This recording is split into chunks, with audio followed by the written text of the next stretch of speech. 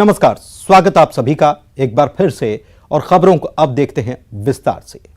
तो दिल दहला देने वाली घटना सामने आई है और एक बार फिर से आवारा कुत्तों के खतरे को यह सामने ला चुकी है। हैदराबाद में रविवार को आवारा कुत्तों के एक झुंड ने 4 साल के मासूम बच्चे को घेरा और उसे नोच नोच कर उसकी जान ले ली। कई लोग सोशल मीडिया पर इस हमले की तस्वीरों को साझा कर रहे हैं।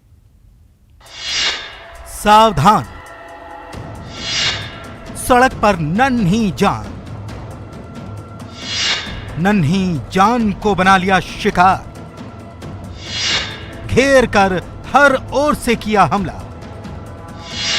हैदराबाद के अंबरपेट में हुई घटना, तीसरी आंख में कैद पूरा वाकया। सड़क पर सरेआम कुत्ते कर रहे शिकार, लगा जैसे आ गया भेड़ियों का झुंड। यह दर्दनाक मामला हैदराबाद का है। यहां कुत्तों के एक झुंड ने 4 साल के बच्चे पर हमला कर दिया। कुत्तों ने बच्चे को नोचा और उसे घसीटा भी। बच्चे के रोने की आवाज सुनकर बच्चे के पिता दौड़कर पहुंचे और उसे कुत्तों से छुड़ाया। इसके बाद वे बच्चे को जख्मी हालत में अस्पताल ले गए, लेकिन तब तक काफी देर हो चुकी थी। बच्चे की मौत हो गई। निजामाबाद के रहने वाले गंगाधर हैदराबाद में रहकर सिक्योरिटी गार्ड का काम करते हैं। उनका परिवार भी यहां रहता है। गंगाधर जिस बिल्डिंग में सिक्योरिटी गार्ड हैं, वहीं पर कुत्तों ने उनके बच्चे पर हमला कर दिया। इस घटना का सीसीटीवी फुटेज सामने आया है। सीसीटीवी में देखा जा रहा है कि बच्चा कहीं जा रहा है, तभी पीछे से 3 कुत्ते आकर उस पर एक एक कर हमला बोल देते हैं।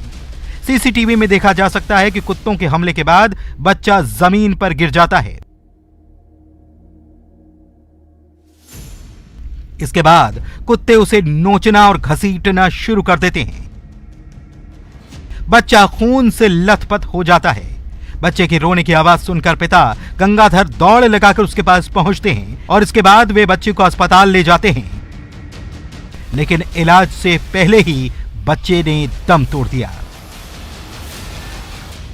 स्थानीय पुलिस स्टेशन में मामला दर्ज कर लिया गया है। Bureau report, news 18। बढ़ते आगे, भारत ने तुर्की और सीरिया में ऑपरेशन दोस्त के तहत जो भूकंप पीड़ितों की मदद की, उसकी बेहद सराहना की जा रही है। भारत की राहत और बचाव टीम वहां पूरे 10 दिनों तक रही और इस दौरान कई जिंदगियों को बचाया। यह टीम भारत पहुंची तो प्रधानमंत्री ने इनसे मुलाकात की। इस दौरान पीएम मोदी ने टीम के सदस्यों के अनुभवों को जाना और कहा कि हम वसुधैव कुटुंबकम यानी कि पूरे विश्व को अपना परिवार मानते हैं और ऐसे में परिवार के किसी भी सदस्य पर कोई संकट आए तो भारत का धर्म और कर्तव्य है उसकी मदद के लिए आगे बढ़ना।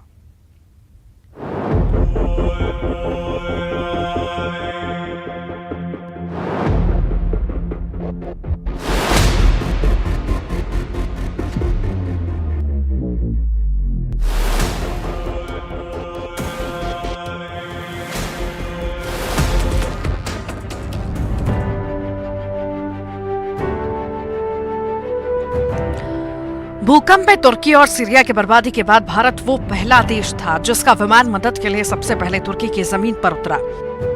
भारतीय वायुसेना के जंबो विमान, एनडीआरएफ की टीम, सेना और दूसरे जवानों को लेकर उड़ चले। डॉग स्क्वाड भी मलबे के नीचे दबी जिंदगियों को ढूंढने पहुंच गया।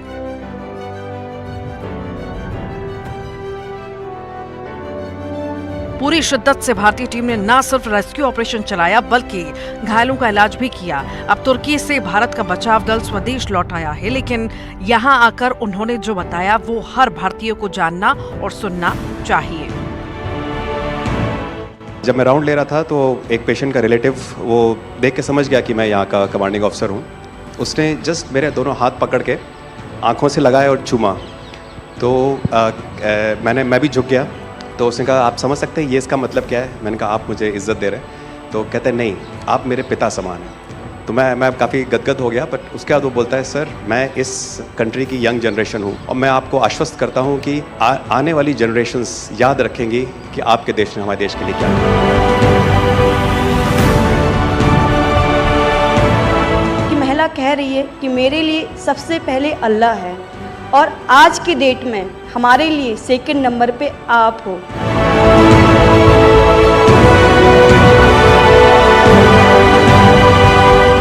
दुनिया भर में भारत के प्रति एक सद्भावना,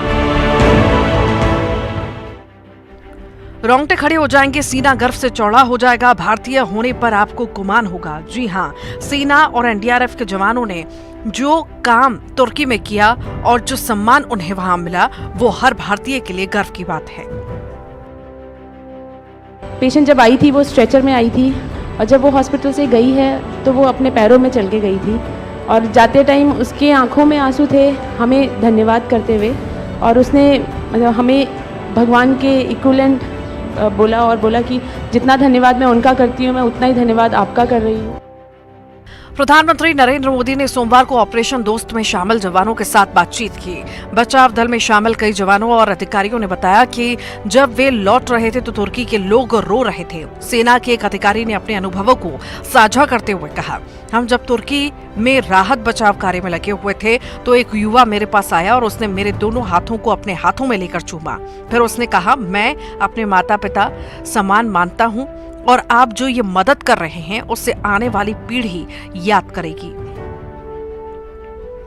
उसके बाद वो बोलता है, सर मैं इस कंट्री की यंग जनरेशन हूँ और मैं आपको आश्वस्त करता हूँ कि आने वाली जनरेशंस याद रखेंगी कि आपके देश ने हमारे देश के लिए क्या किया। एनडीआरएफ की टीम के एक सदस्य ने बताया कि हमने 80 घंटे बाद एक बच्ची को सुरक्षित मलबे के नीचे से निकाला तो उसके चेहरे की खुशी देखने लायक थी। हमने 2 छोटी बच्चियों को रबल से 80 घंटे और 104 घंटे के बाद अर्थक्वेक के निकाला उनको जिंदा।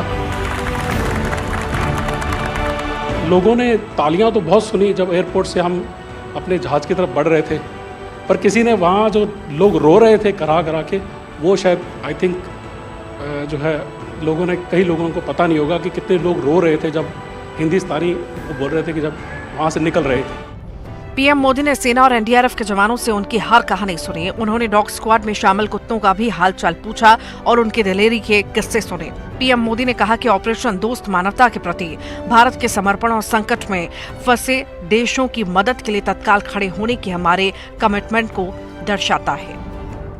ये जो डॉग स्क्वाड था आपके साथ, क्योंकि ये हमारे यहाँ इतनी ठंड नहीं है, वहाँ उनको इतनी ठंड में जाना था, उन सब की हेल्थ कैसी रही? यहाँ से चाहे वहाँ पे भी हमारी डॉग की तबीयत बहुत अच्छा, बिल्कुल अच्छा काम किया इन्होंने, और अभी भी अच्छी है, बढ़िया है सर।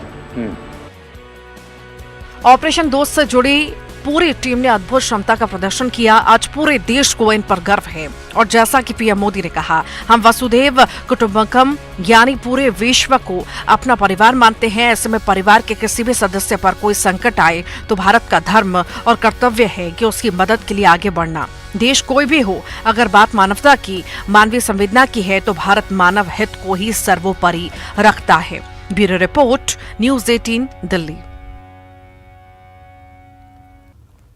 तुर्की में भारत के ऑपरेशन दोस्त की तारीफ पूरी दुनिया कर रही है, लेकिन आपको जानकर हैरत होगी कि पाकिस्तान में भी भारत के ऑपरेशन दोस्त की तारीफ में कसीदे पढ़े जा रहे हैं। तुर्की से लौटी रेस्क्यू टीम से जब सोमवार को पीएम मोदी मिल रहे थे और उनके ऑपरेशन से जुड़े अनुभव सुन रहे थे तो उस पर आम पाकिस्तानी अवाम की नजर थी। मानवता की इस महान सेवा की कहानी सुनकर पाकिस्तानियों की आंखें भी नम पड़ गईं। जो इन्होंने इंडिया में जो कारनामे इंडिया ने उधर तुर्की में किए हैं वो आती दुनिया तक रखे।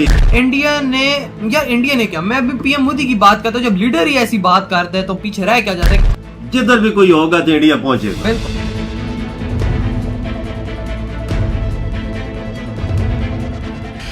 वसुधैव कुटुंबकम की संस्कृति और संस्कार वाला हमारा देश आज पूरी दुनिया के लिए एक मिसाल बन चुका है।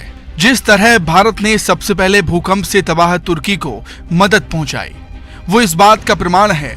वसुधैव कुटुंबकम सिर्फ हमारी किताबों में नहीं बल्कि हमारे कर्म में भी है। कभी ऐसे भी मौके आए जब तुर्की के नेताओं ने कश्मीर जैसे मुद्दों पर पाकिस्तान के सुर में सुर मिलाया, लेकिन इसके बावजूद जब उस पर संकट आया तो मदद के लिए सबसे आगे की कतार में भारत खड़ा था।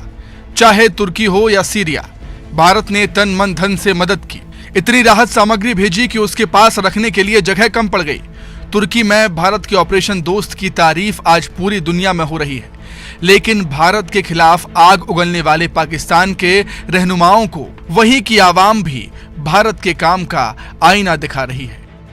जो इन्होंने इंडिया में जो कारनामे इंडिया ने उधर तुर्की में किए हैं वो आती दुनिया तक याद रखे जाएंगे। और यार तुर्की वाले किधर बोल सकते हैं यार, ऐसी मदद बोल सकते हैं कभी भी नहीं। और भाई इंडिया ने क्या, मैं अभी पीएम मोदी की बात करता हूँ, जब लीडर ही ऐसी बात करते हैं तो पीछे रह क्या जाता है। कहते हैं कि दुनिया वो जब थोड़ा डिफिकल्ट नेम है, ये कहते हैं कि पूरी दुनिया एक फैमिली है, एक सामान है। भारत के पीएम मोदी और तुर्की से लौटे हमारी रेस्क्यू टीम की मुलाकात और बातचीत पाकिस्तान में भी खूब देखी जा रही है। सोशल मीडिया के जरिए पाकिस्तान की आवाम भारत की जमकर तारीफ कर रही है। ऑपरेशन दोस्त मानवता के प्रति भारत के समर्पण और संकट में फंसे देशों की मदद के लिए तत्काल खड़े होने के हमारे कमिटमेंट को भी दर्शाता है। यार खुदा की कसम, मैं जज्बात नहीं अपने फील कर सकता, नहीं फील कर सकता कि क्या इधर मुझे फील हो रहा है इस बात। आर्मी, वायुसेना, एनडीआरएफ और बचाव दल की दूसरी टीमों के अनुभव और तुर्की में भारतीय टीम को मिला सम्मान पाकिस्तान में न सिर्फ चर्चा का मुद्दा है बल्कि वहां की भारत की तारीफ करने से खुद को रोक नहीं पा रही है। फैमिली आती है और उसका एक बंदा आपको आके कहता है कि भाई तुम मेरे बाप की जगह हो, तुम मेरे रिश्तेदारों के अंदर इलाज कर रहे हो, उससे बड़ी क्या बात हो सकती है। लड़की कहती है वो आर्मी वाली, देखो हमें तो नहीं पता ना उनके साथ क्या एक्सपीरियंस हुआ, हमें देखने को मिला कि भारत ने कैसे तुर्की वालों को बचाया। वो डॉक्टर, वो जो इंडियन आर्मी के बड़े थे, ठीक है, वो जो अपना एक्सपीरियंस बता रहे थे कि भाई पिता समान, और बोल रहे थे कि उस बंदे ने मुझसे ये बात बोली कि जो मेरे हाथ चूमे हैं वही ना, और भाई वो उसने ये बात बोली कि हमारी आने वाली जो यंग जनरेशन की पीढ़ी है, आप लोगों का ये एहसान मरते दम तक नहीं भूलेगी। वाह क्या वजह। मानवता की इस महान सेवा की कहानी सुन पाकिस्तानियों की आंखें भी नम हो रही हैं। वे अपने हुक्मरानों को भारत से सीखने की भी नसीहत दे रहे हैं। अपनी आवाम को भारत के प्रति नफरत का पाठ पढ़ाकर गुमराह करने वाले हुक्मरान आज खुद के मुल्क को दिवालिया होने के कगार पर खड़ा कर चुके हैं। वहां की गरीब आवाम रोटी रोटी को मोहताज है, लेकिन अब पाकिस्तान में भी आम और खास लोग भारत की विदेश नीति, आर्थिक नीति और वसुधैव कुटुंबकम की संस्कृति की तारीफ कर रहे हैं। Bureau report, news 18। जो इन्होंने इंडिया में जो कारनामे इंडिया ने उधर तुर्की में किए हैं वो आती दुनिया तक रखे। इंडिया ने क्या, मैं अभी पीएम मोदी की बात करता हूँ, जब लीडर ही ऐसी बात करते हैं तो पीछे रह क्या जाता है। जिधर भी कोई होगा तो इंडिया पहुंचेगा। बिल्कुल।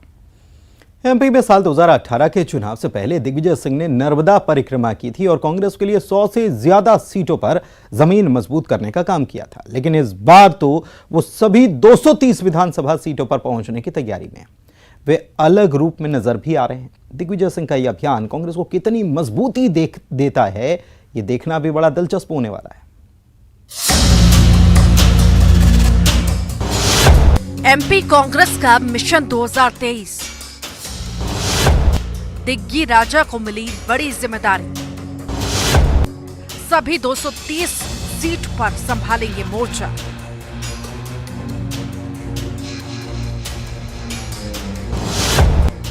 कांग्रेस में फ्रंट फुट पर दिग्गी राजा।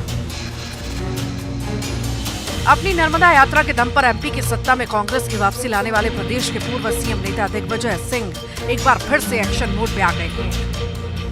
वो इस बार पूरी 230 सीटों के विधानसभा क्षेत्र का दौरा कर संगठन को मजबूत बनाने में जुट गए हैं। इसी कड़ी में भोपाल से दिग्विजय सिंह ने विधानसभा वार अभियान की शुरुआत की और प्रदेश के गांव-गांव, गली-गली का दौरा कर कांग्रेस कार्यकर्ताओं में ऊर्जा भर रहे हैं।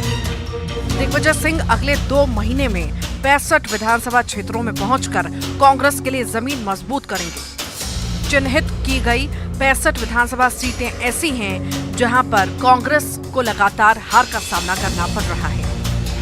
इसकी जिम्मेदारी अब दिग्विजय सिंह को सौंपी गई है कि कैसे बीजेपी के कब्जे वाली सीटों पर कांग्रेस मजबूत बने। दिग्गी राजा के विधानसभा वार अभियान पर बीजेपी लगातार हमला बोल रही है, जिस पर कांग्रेस ने पलटवार किया। कांग्रेस का कहना है कि दिग्विजय सिंह राजनीति का वो चेहरा है जो कहते हैं वो करते हैं। यही कारण है कि बीजेपी उनकी सक्रियता से डर रही है। देखिए, आदरणीय दिग्विजय सिंह उस शख्सियत का नाम है जो कहते हैं वो करके दिखाते हैं।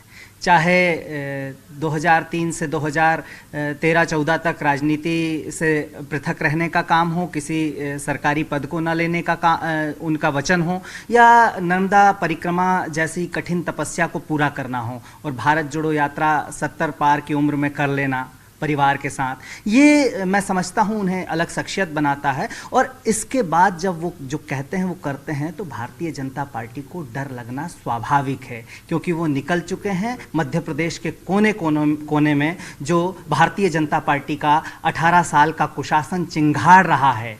नौजवान को काम नहीं है, किसान को दाम नहीं है, सड़क है लेकिन डामर नहीं है, बिजली जो है तार खड़े हैं, खंबे खड़े हैं, लेकिन बिजली नहीं है। वहीं बीजेपी ने कांग्रेस के आरोपों पर पलटवार किया। बीजेपी का कहना है कि हम किसी से डरते नहीं हैं। दिग्विजय सिंह के 10 साल के कुशासन को याद कर जनता सिहर जाती है। कमलनाथ के 15 महीने के काले कार्यकाल को जनता नहीं भूली है। हम केवल जनता को उनका सच बताने का काम करते हैं। कांग्रेस के 10 साल बंटा ढार के जनता ने भोगे हैं, झेले हैं। जनता डरती है उन 10 सालों की याद करके। जो गड्ढों की सड़क, बिना बिजली के रातें, बिना बिजली की पढ़ाई उस जमाने में बच्चों ने जो की है, आज वो अधेड़ अवस्था में आ गए हैं। वो उनकी कल्पना मात्र से शहर उठते हैं। कांग्रेसियों, आप में हिम्मत है तो दिग्विजय सिंह जी को चेहरा बनाकर जनता के बीच में चले जाओ। हम नहीं डरते, हम तो उनकी असलियत जनता के सामने उजागर करते हैं। और कमलनाथ जी की 15 महीनों की भी बंटा ढार रिटर्न से जो सरकार थी उसको भी जनता के सामने रखते हैं। अगर इन्हें अच्छे काम किए होते तो ये चेहरा बनाकर इनके सामने रखने का काम करते। दिग्विजय सिंह जी की सभाएं क्यों नहीं कराते? प्रदेश में विधानसभा चुनाव नवंबर में होने हैं। करीब 8 महीने पहले ही पूर्व सीएम और कांग्रेस के वरिष्ठ नेता दिग्विजय सिंह सक्रिय हो गए हैं। 2018 में दिग्गी ने पंगत में संगत कर कार्यकर्ताओं में जोश भरने का काम किया था। अब एक बार फिर दिग्विजय सिंह जमीन पर उतर गए हैं। अब देखने वाली बात होगी कि दिग्गी राजा प्रदेश में कांग्रेस को कितनी मजबूती देते हैं। Bureau report, news 18। छत्तीसगढ़ में कांग्रेस नेताओं पर ईडी की रेड से कांग्रेस नेताओं में गुस्सा है। आज कांग्रेस नेता और कार्यकर्ताओं ने रायपुर में ईडी दफ्तर को घेर लिया। इस दौरान पुलिस और कांग्रेस के कार्यकर्ताओं में झड़प हो गई। कांग्रेस नेताओं पर ईडी की कार्रवाई के खिलाफ सीएम भूपेश बघेल ने कोर्ट जाने की भी बात कही।